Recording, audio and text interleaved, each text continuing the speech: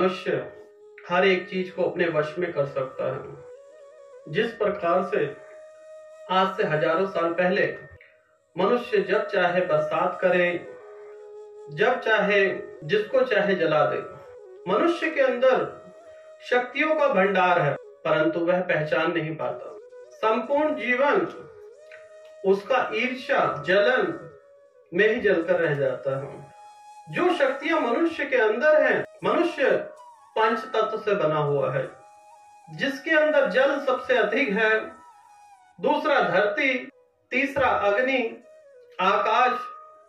यह जो पंच तत्व हैं, यही मनुष्य का जीवन नियंत्रित करते हैं। मनुष्य के जीवन में जो सबसे महत्वपूर्ण है वह है ब्रह्मांड। 6% मनुष्य के शरीर में पाया जाता है। जितना भी शक्तिशाली व्यक्ति क्यों ना हो, उसका कनेक्शन ब्रह्मांड से है। आज आप लोग मोबाइल यूज करते हैं, उसका कनेक्शन भी ब्रह्मांड में ही है, जिसे सैटेलाइट कहते हैं। उसी प्रकार से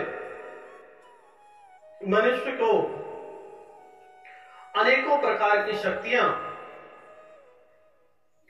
यह ब्रह्मांड देता है, यह धरती देती है। और धरती और आकाश का कनेक्शन बहुत गहरा है।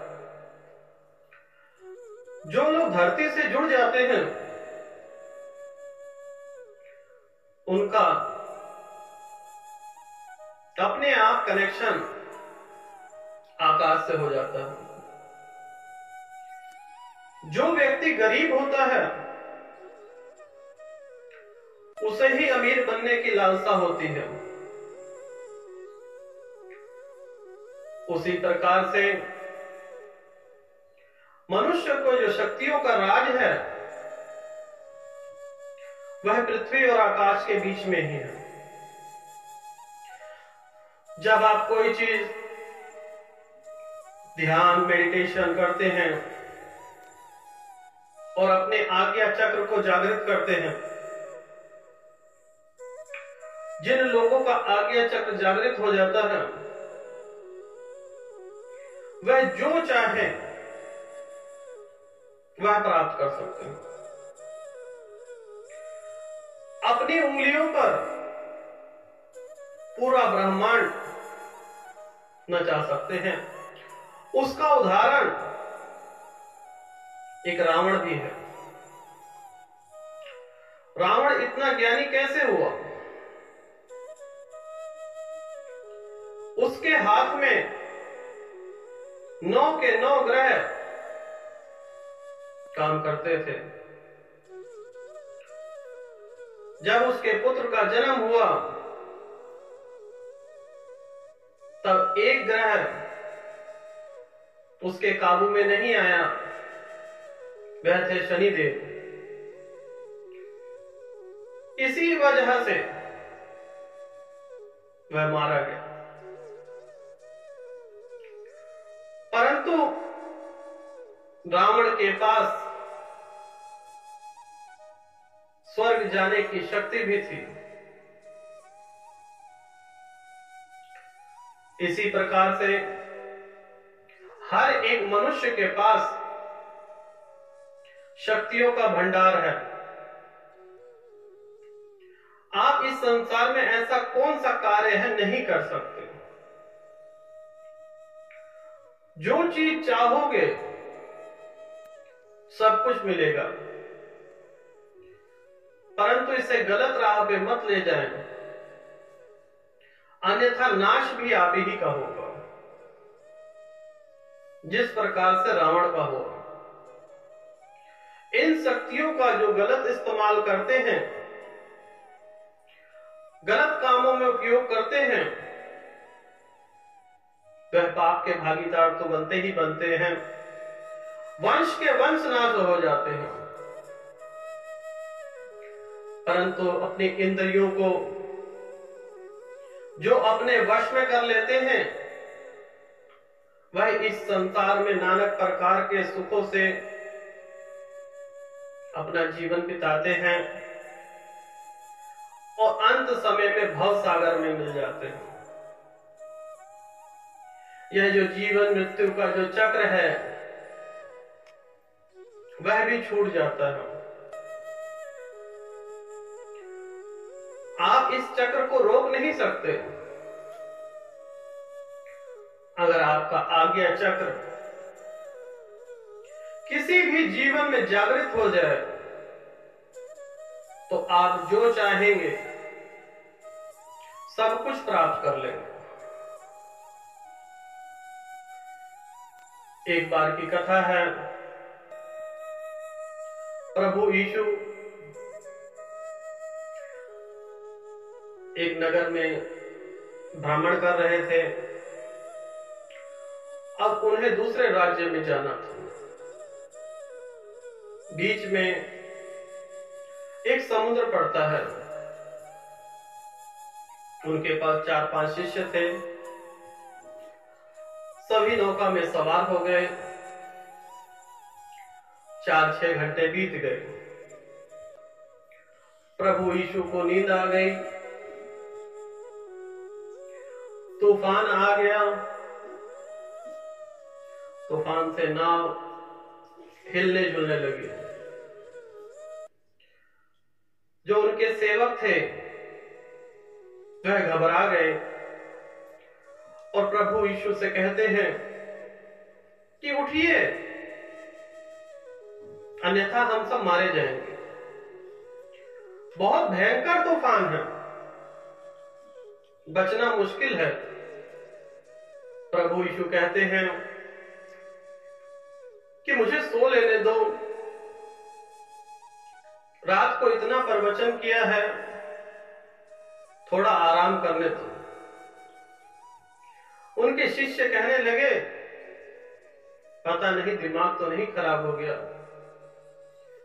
यहां मरने का टाइम आ गया है और इनको नींद की पड़ी है। किसी तरह तूफान डगमगाता रहा। इनके शिष्यों का मन भी डगमगाता रहा कि पता नहीं बचेंगे कि नहीं बचेंगे। इसी मंशा में वह अपना दिन, सुबह 5 बज गई, प्रभु यीशु अभी भी नहीं उठे। तब एक शिष्य ने जोर से झिटकारा और कहा, प्रभु उठिए, अंत समय आ गया है। तो यीशु कहने लगे, कहां है तूफान? जा तूफान रुक जा। उसी क्षण तूफान रुक गया। समुद्र बिल्कुल शांत हो गया। उनके भक्त, उनके सेवक उनकी जय जयकार लगाने लगे। उसी प्रकार से जब तक आप अपने मन को काबू में नहीं करेंगे, मन भटकता ही रहेगा, भागता ही रहेगा, चंचल ही है। मन पे लगाम लगाएंगे तो इस संसार की ऐसी कोई भी चीज, कोई भी वस्तु, मनुष्य से लेकर किसी प्रकार की कोई भी शक्ति आपके इशारों पर नाचेगी। आप सुख चाहते हैं, स्वर्ग चाहते हैं, नरक चाहते हैं, जो कुछ चाहते हैं वह स्वयं में घटता है। आप स्वयं उसे प्राप्त कर सकते हैं। जिस प्रकार से दही को जब मथा जाता है तो उसमें से मक्खन निकलता है और मक्खन को जलाया जाता है तो घी निकलता है, उसी प्रकार से अपने जीवन का मंथन जब तक करेंगे तभी तो उसमें से मक्खन निकलेगा। मंथन ही नहीं करेंगे क्या गलत है क्या सही है तो यूं ही नरक भोगी बनते रहेंगे। नाले का पानी कभी साफ नहीं होता क्योंकि उसमें निरंतर गंदगी जाती रहती है।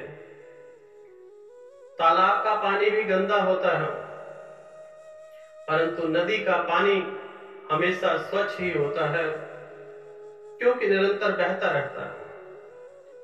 उसी प्रकार से यह जीवन भी है। ये जीवन चलता जा रहा है। जहां पर स्थिरता हो जाएगी और जिसको आप पकड़ लेंगे, जिसके मोह में पड़ जाएंगे, वही आपके दुख का कारण है। आप आजाद रहिए, प्रेम को आजाद कर दीजिए। अगर सच्चा प्रेम है तो आपको मिल ही जाएगा। आप जीवन में कुछ भी हासिल करना चाहते हैं, अपने आज्ञा चक्र को जागृत कीजिए। आज्ञा चक्र में इतनी बड़ी शक्ति है कि जिसको चाहे सम्मोहित कर सकते हैं।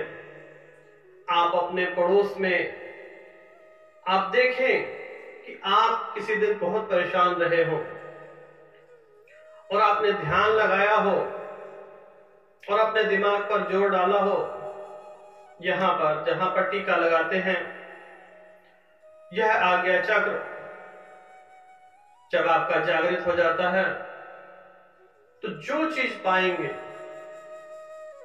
आपने अपने जीवन में भी देखा होगा, जब आज्ञा चक्र पे आप जोर डालते हैं वह कार्य थोड़ी देर में संपूर्ण हो जाता है। किसी परेशानी में हो, वो समस्या का समाधान निकाल लेते हैं। उस वक्त अनेकों खिचड़ी नहीं पक रही होती।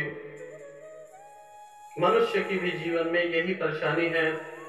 जब तक आप ध्यान, मेडिटेशन, योगा, प्राणायाम पे ध्यान नहीं देंगे, तब तक आपका जीवन नरक ही रहेगा।